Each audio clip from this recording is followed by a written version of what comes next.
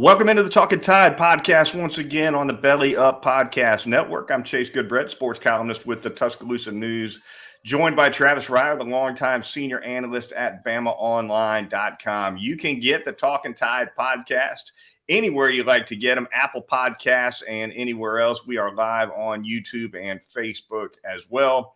And the Twitter feed is Talkin_Tide. You can get links to all of our podcasts right there just as soon as they drop. So give us a follow there. Give us a like and a subscribe on Facebook and YouTube as well. We want to thank Peterbrook Chocolatier of Tuscaloosa, our fine sponsor. Got a little sponsorship news in the works. We're not quite ready to spring yet, but soon enough we'll have more for you on that.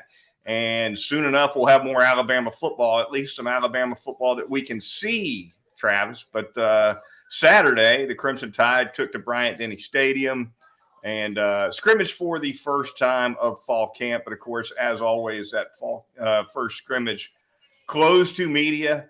Little bit of chatter has fallen out of it. Apparently a solid day for Jalen Milroe, which certainly I know Alabama fans would be glad to know. Jermaine Burton, a guy who apparently performed pretty well as well.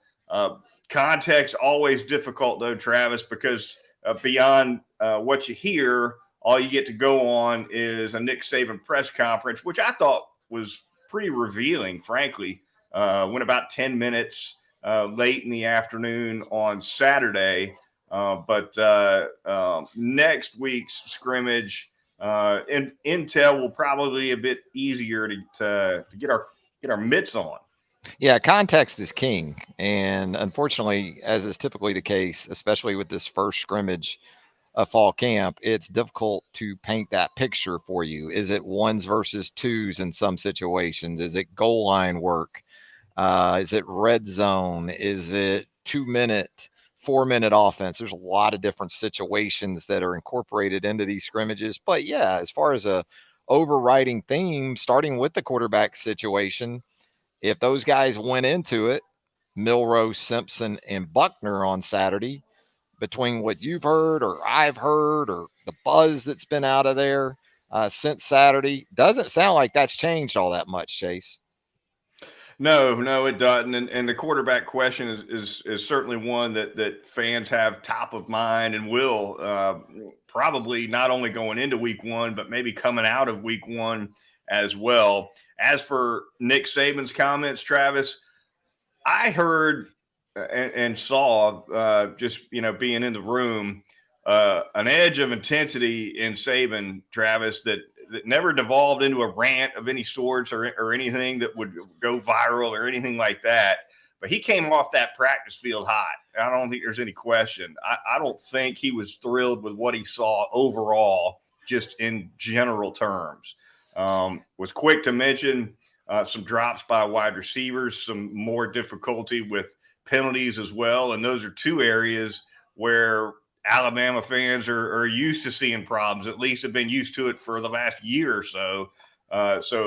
Those certainly, and physicality, it sounds like he's looking for a little bit more brute strength on that line of scrimmage as well.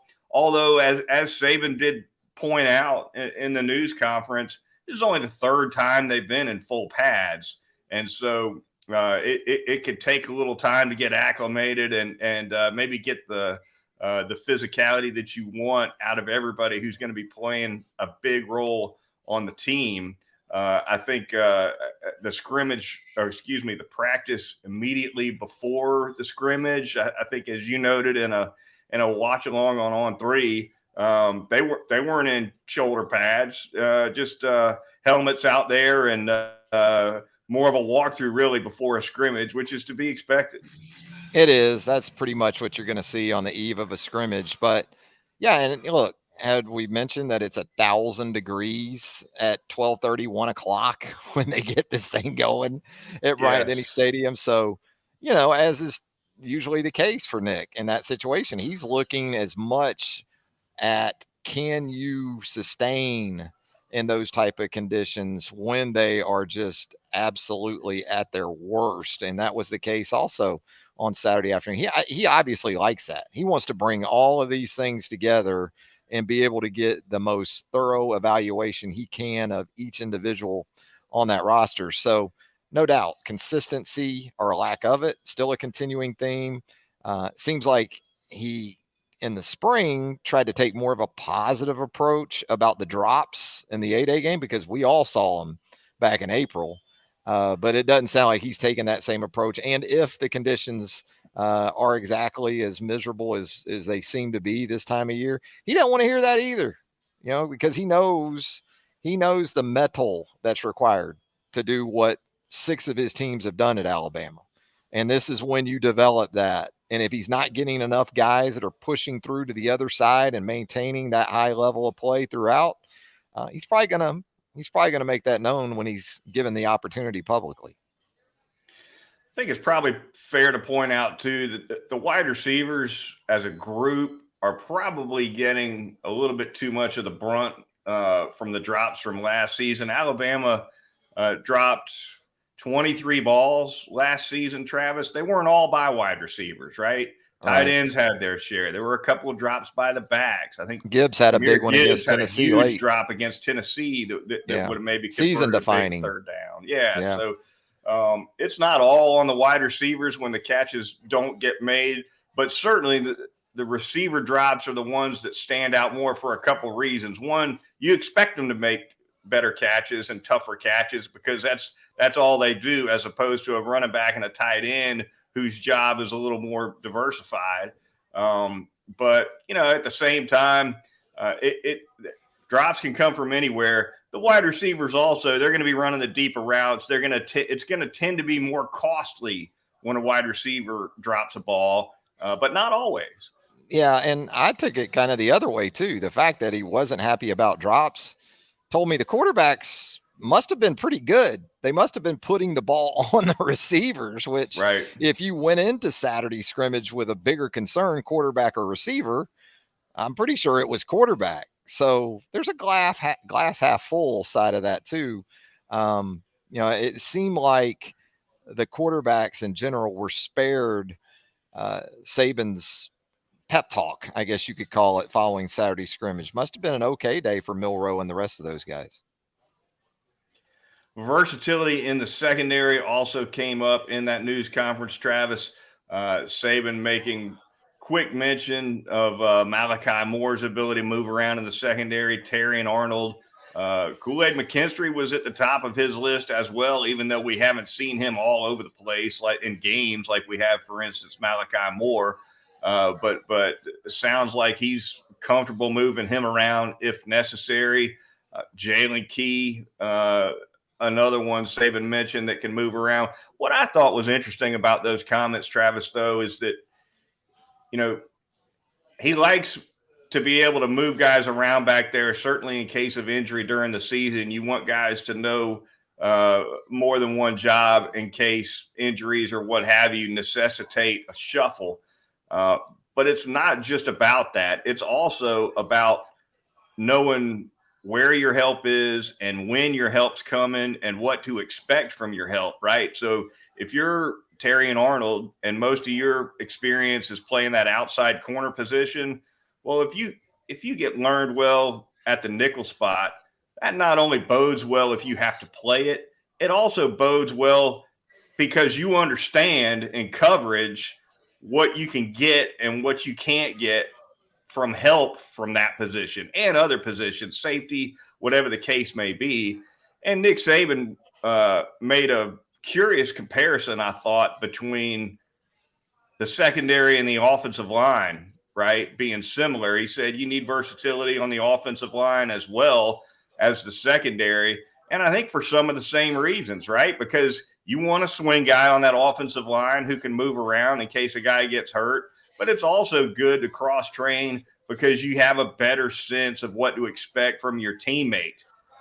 Yeah, it's also about, like, the offensive line. You're still trying to find your best five. You're a nickel-oriented defense these days. You're not playing base defense. You're not just 2 corners and 2 safeties. You're 5, 6 defensive backs more than you're 4. So there are some X factors in that secondary. Terry and Arnold, if he in fact is a guy that you can slide inside the star. And especially if Trey Amos is playing at the level you think he's playing at right now, coming in from Louisiana at the corner, that maybe is part of your best five. Terrion Arnold at star with Trey Amos at corner, and also, of course, Kool-Aid at corner. And then, you've got versatility. You got some things you can do down by down at safety. Devontae Smith, one of the storylines of this fall camp to this point. Hey, great. If he wins a job, especially in the nickel and dime, more power to him. But if he does, that means a guy like, if Terrion Arnold's at star and Devontae Smith's at safety, Malachi Moore then is a little bit in flux. I'm not saying that's going to be the case. I'd be surprised if it ends up working out that way, but it just speaks to the variety of options that you just outlined that Saban would like to have, not just in terms of safety and corner, but how both those positions impact the nickel and the dime roles at star and money.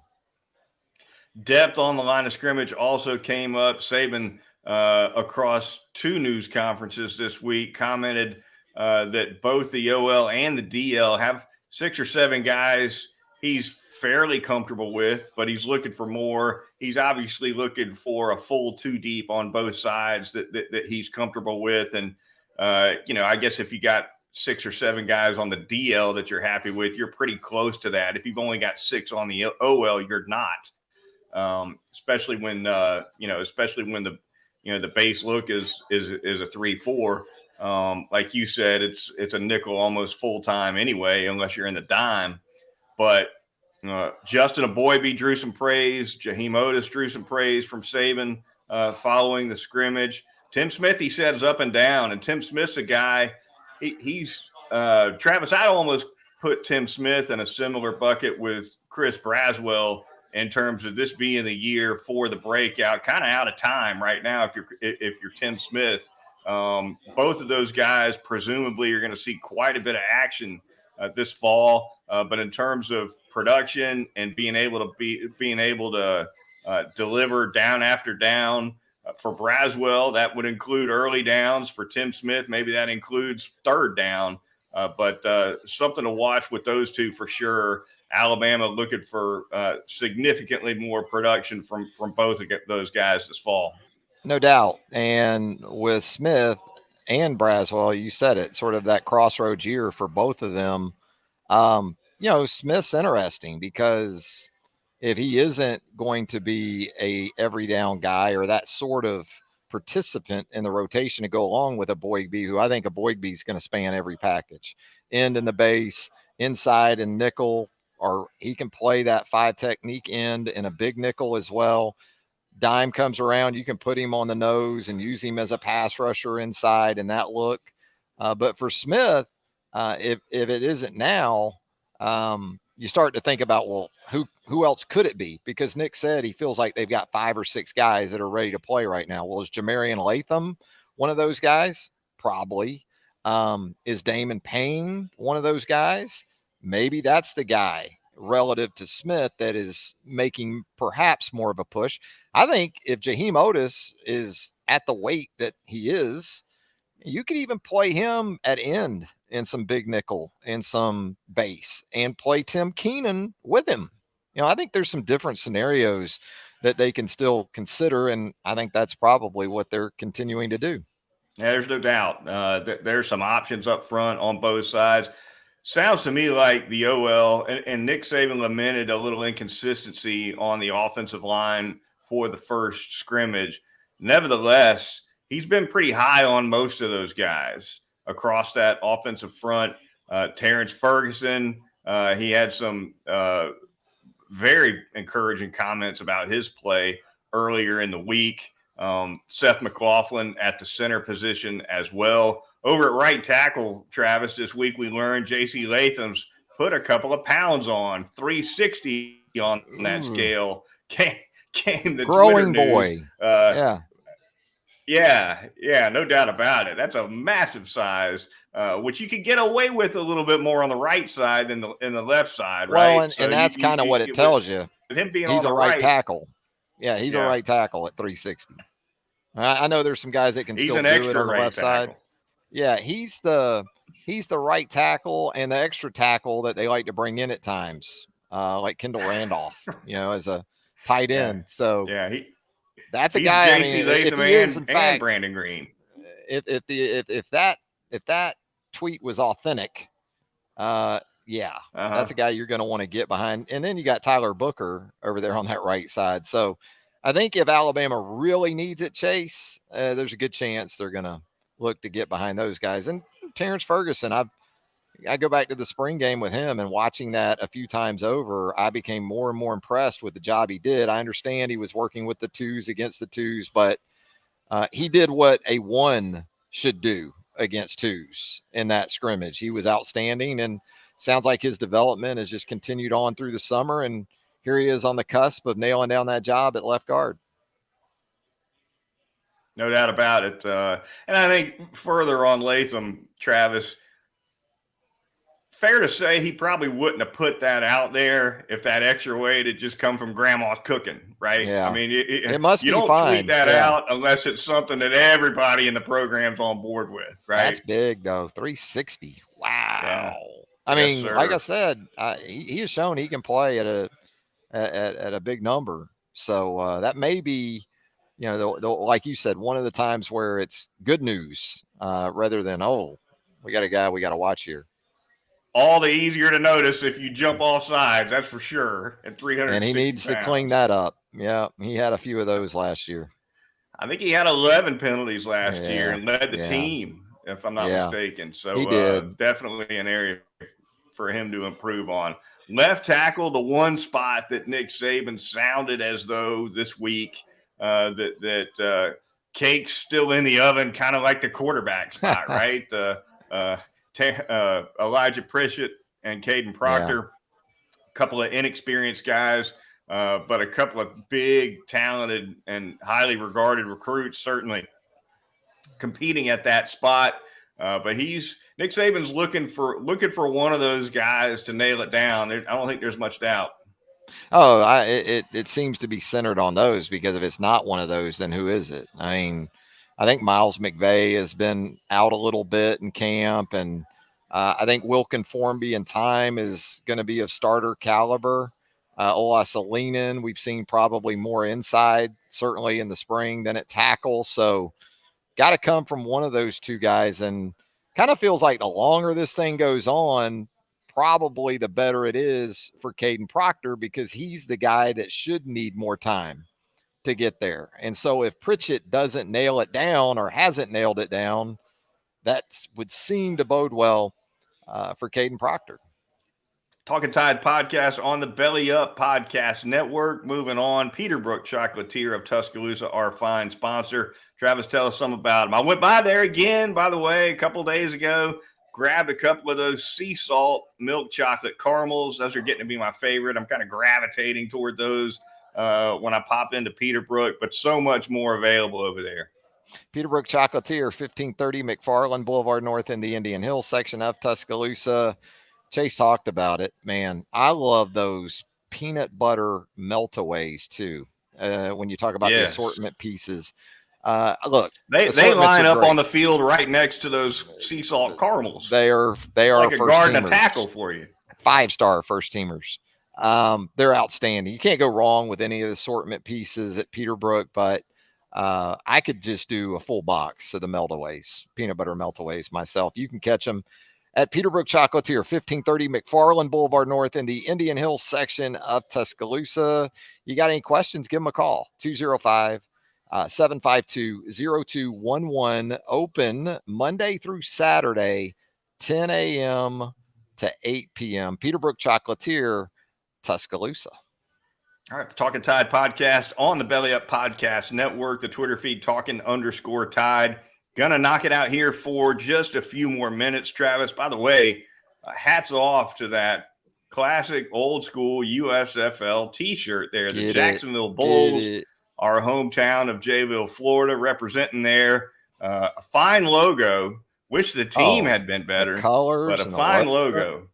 Yeah, that logo. I mean, that's mid-'80s logo, Goodbread. I mean, that's way ahead of its time, right? Absolutely. Always a Jacksonville Bull. Yeah, no doubt.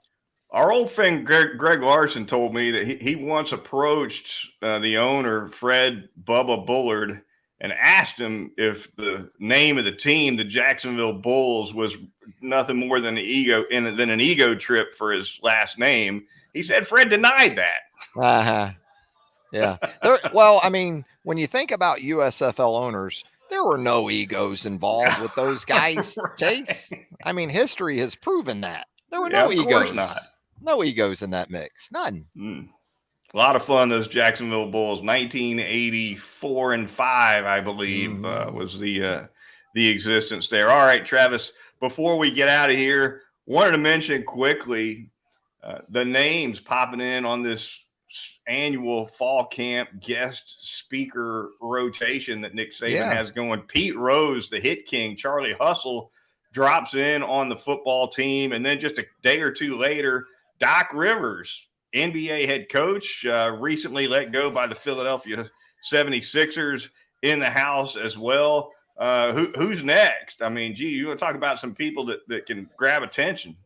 I'd love to hear from Charlie Hustle, but I'd like to do it in a dimly lit bar in downtown Tuscaloosa, Get him maybe at the end of that corner of that bar at Heat Pizza in downtown Tuscaloosa, that one corner with the Paul Bear Bryant doing the X's and O's on the clear board up there in that corner where we podcast from before. I'd like to get him down there and then be able to get the real goods out of Pete Rose, the real stories, because they would probably produce an audible gasp if you were able to do that. But you know what it gets me to thinking too, Chase? Why would you do anything if you're these people, sports, whatever background they come from, then do this speaking tour in August? I mean, every school does it now. You talk about areas of football or program building that Saban has been so innovative. He kind of broke in this speaker thing too, didn't he? I mean, it's what I first remember, especially at the college level. No doubt about it. I'm curious though, Travis. I'm gonna. So every once in a while, I ask you to give me an over/under. I want the over/under on the number of Alabama players who really knew who Pete was before they heard his name on that speaker. That total is half, 0.5. That's your total. Half. A hook. It's been a while since hook. Pete's been not involved. A number and a hook. A hook. That would be the total. Yeah. He's almost 35 years removed from being a manager, much less a player. You're right. It's but the only person in that meeting room that it matters to, or matters who knows him, Nick Saban. If Nick wanted to hear Charlie Hustle, guess what? Yeah, that could have just been for Nick. Yeah, Pete could give you some stories. There's no question. If you could get him to hang out in Tuscaloosa for a night, there's no doubt about it. Yeah, I don't want the video. I don't want the video in the team meeting room. I want the interaction in Saban's office. Before that, right. I want to hear what they talked about. Yeah. Pete's not afraid to come with some of those great stories in a public setting either, though. No, He's a fine storyteller. It's the clubhouse for Pete, no matter where he's at. Pete's always in the clubhouse. There's no doubt. I ran across, I'll be quick with this because we're off the Alabama football topic for sure, but I ran across a video of Pete Rose telling a great story the other day. I was in the middle of a YouTube rabbit hole and came across Pete talking about his years, I think, with the Reds at that time. Pete, of course, had a gal in every town when he would travel around as one of the best players in Major League Baseball. They were in Houston, Travis, playing the Astros. And Pete said, if I recall correctly, I'm paraphrasing a lot of this, but he said he sent a rookie to the airport to pick up his girlfriend in Houston or whatever. And he's having a girl flown into Houston for his stay over there. And the rookie goes, he says, but the kid doesn't know her name or anything. He says, Pete, how am I going to recognize who this is? Pete says, she'll be the best looking girl on the plane coming off. All right. So anyway, the rookie goes to the airport to pick up this girl for Pete. And Rose said like the fourth or fifth person off the plane was Farrah Fawcett. Oh, So the wow. rookie walks up to Farrah Fawcett and says, "Hey, I'm here to pick you up for Pete Rose. He'll meet you after the ball game." And apparently, Farrah caught up with Pete years later and said, "Did you try to pick me up in Houston one time?" It was a fantastic video. One time, Pete There probably you said. go. Yeah, yeah. He's you talk about characters. All right, how about in that two? sports? That's we don't have that really anymore. We got No, incredible generational all-time talents like Atani and these other guys, but the true characters of the game we certainly don't have as much anymore. yeah, no doubt about it. All right, Travis, how about we dive into that two deep tumbler real quick before we get out of here and see who comes out of it. I'm gonna give it a spin here and see who comes out this time.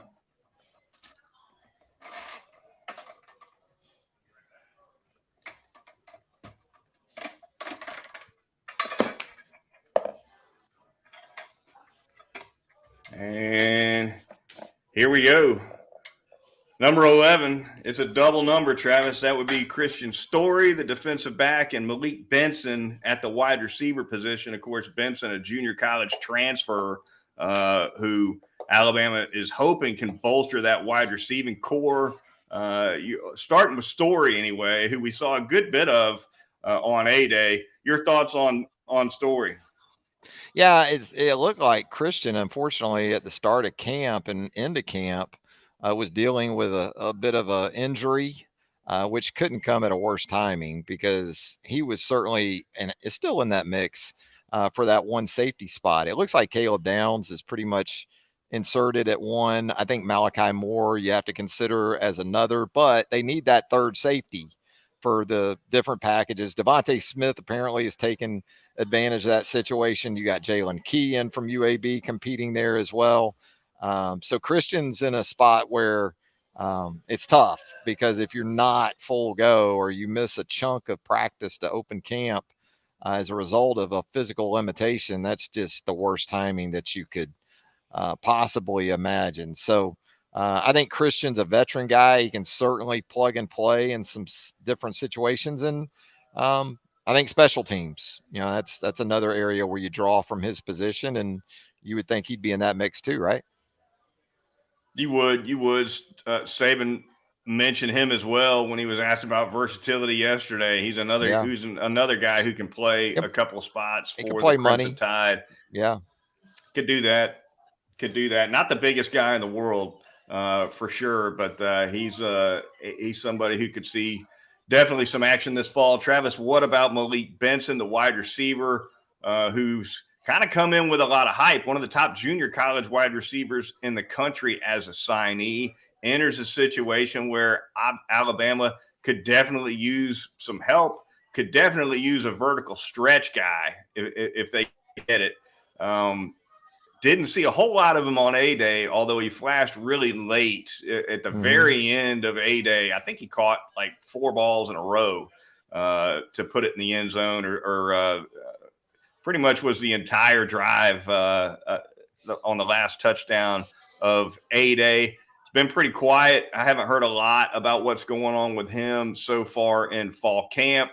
But this is a wide receiving core that could use a little juice, and Malik Benson, a guy who purportedly can bring it.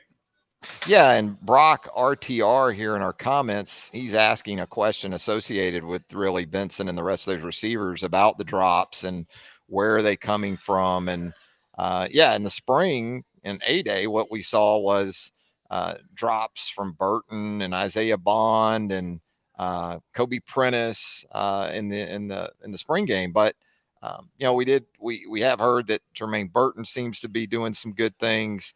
Bond continues to work. Right now, I look at as that rotation as 4 guys I feel like are right there at the top.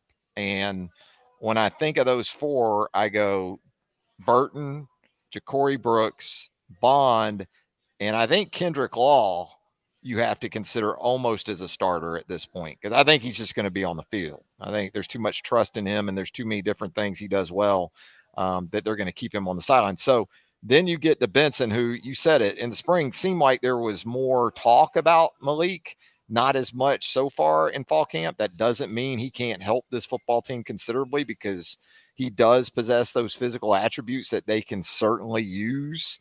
It's just continuing to get up to speed and to perform with consistency. And right now, I think when you think about Benson, kind of at Kendrick Law, Shaz Preston's also probably in that mix. And then you get into Benson, and I think guys like Hale and some of the freshmen, the true freshmen, are more on the other field, more working with the three. So, that's sort of what he's trying to navigate right now, and become the guy that sort of justifies that billing that he came to Tuscaloosa with. Yeah, the sense you get on Kendrick Law is he's more of a complete player as a wide receiver than some of these other guys as a blocker, route running maybe ahead of some others. So I agree with you. I think we're going to see a lot of Kendrick Law, certainly more than we did last season this fall. But it's going to be fun to see how that shakes out next week in the second scrimmage and beyond. The wide receiver core, Corey Brooks, Jermaine Burton, their places I think are secure. Don't know that either one of them is going to break out and be a megastar, but I think their places in the rotation are pretty tight and pretty set. Beyond that, it could get into a little bit of a shuffle, but I think Kendrick Law is one of the guys who's at the top of the mix beyond that. Yeah, and I think for Benson, there's the good news is that they still don't have, in my opinion, a true elite number one guy, right, or a number two. I think they've got some potentially really good top of the rotation guys in Burton and Brooks. But if you can bring some of that true outside playmaking ability to this mix, there's still a place for a guy. Kendrick Law, you're right. Everything that you want a receiver to do, he does it. Guts, toughness, strong hands. You love all that, intangibles too about Kendrick. But if you're truly elite, they still got a spot for you in that rotation. no doubt. That is going to do it for this edition of the Talkin Tide podcast. A little early. We normally broadcast on Sunday nights. Decided to come a little bit earlier with this one. We'll definitely be back again next weekend to discuss the Crimson Tide's second and final scrimmage of fall camp. Until then, for Travis Reier, the longtime senior analyst at BamaOnline.com, I'm Chase Goodbread, the sports columnist with the Tuscaloosa News, and we'll talk to you then right here on Talkin Tide.